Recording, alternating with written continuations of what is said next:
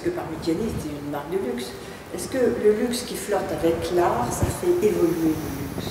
Et comment? De toute façon, les artistes ne vendent pas du luxe. Les artistes, ils vendent autre chose que du luxe. Alors ça devient du luxe à cause du prix, mais parfois, mais c'est pas du luxe.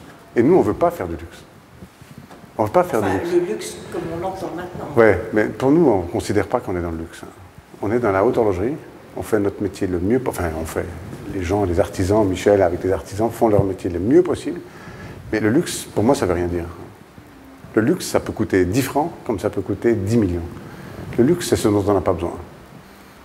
Alors nous, déjà, on fait du luxe puisqu'on n'a pas besoin de montre. Donc, déjà, la définition, pour nous, c'est ça.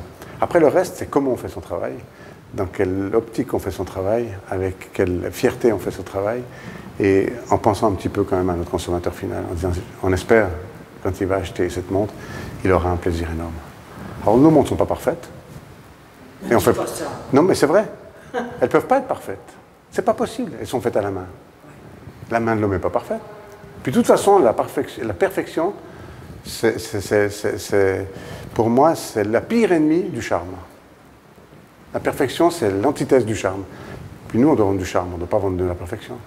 Parce que si on voulait faire des montres parfaites, on les ferait avec des machines.